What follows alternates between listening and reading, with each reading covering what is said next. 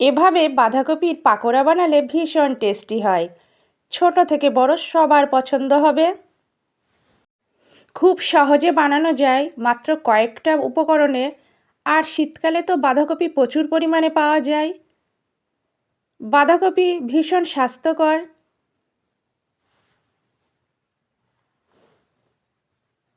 এভাবে পাকোড়া বানালে চায়ের সঙ্গে তো খুবই ভালো লাগে। প্রথম পাতে ভাতের সঙ্গেও পরিবেশন করা যায়।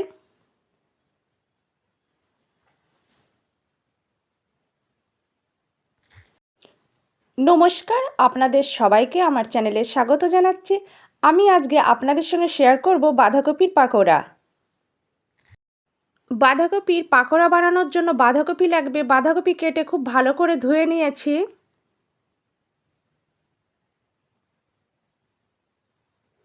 গ্রেট করে রাখা গাজর,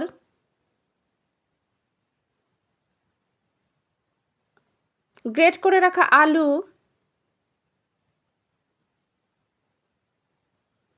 কুচনো কাঁচা লঙ্কা,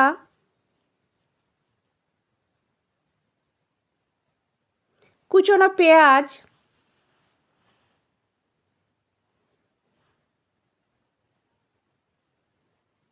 কুচনো ধনেপাতা,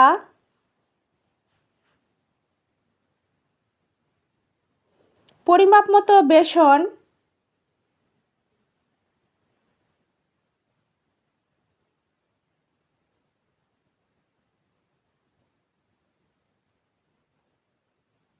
সামান্য গোটা জিরে,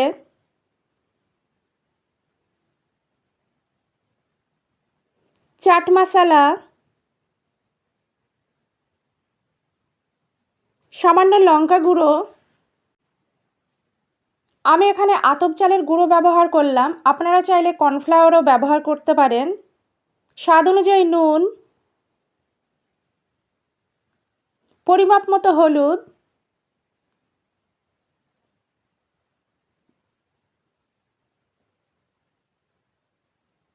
পরিমাপ মতো জল। খুব বেশি জল লাগবে না, একটু শক্ত মাখা হবে।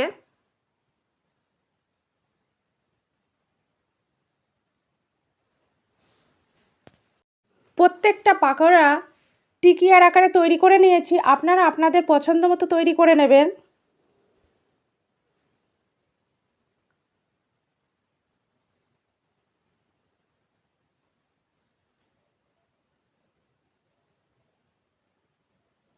অন্যদিকে চুলায় কড়াই দিয়ে গরম করে নিয়েছি। কড়াইয়ে পরিমাপ মতো রিফাইন তেল দেব। তেল খুব ভালো করে গরম করে নেব।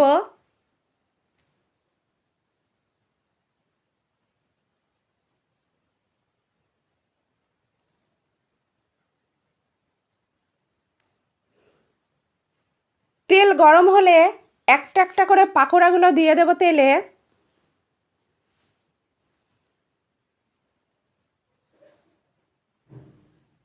মিডিয়াম আঁচে পাকোড়াগুলো ভেজে নেব।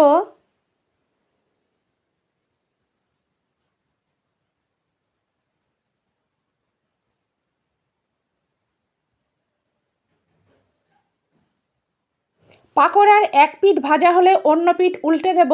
এইভাবে দুই পিঠ খুব ভালো করে ভেজে নেব।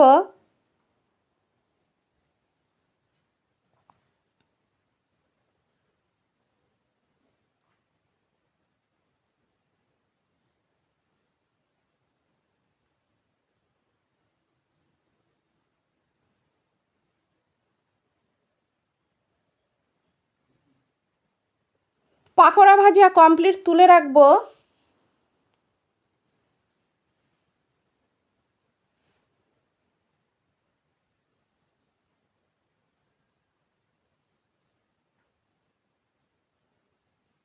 ভালো করে তেল ঝরিয়ে তুলে রাখতে হবে।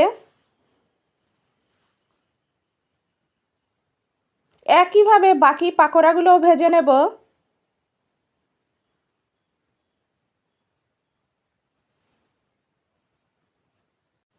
একইভাবে বাকি পাকোড়াগুলো ভাজা কমপ্লিট।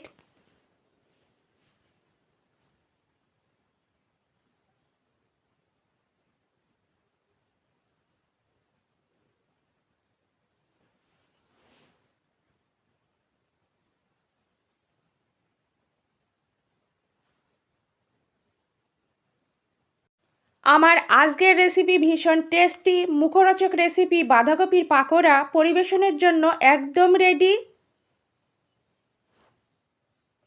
আপনারা বিকেলে চায়ের সঙ্গে পরিবেশন করবেন, একদম জমে যাবে। এছাড়াও ভাতের সঙ্গেও পরিবেশন করতে পারবেন। রেসিপিটা আমি ঠিক যেভাবে দেখিয়েছি আপনারা একইভাবে বানাবেন, একদম পারফেক্ট হবে।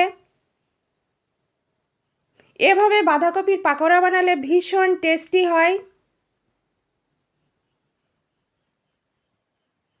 আপনারা তো অনেক রকমভাবেই বাঁধাকপির পাকোড়া বানিয়েছেন, অন্তত একবার হলেও আমার মতো করে এভাবে ট্রাই করবেন।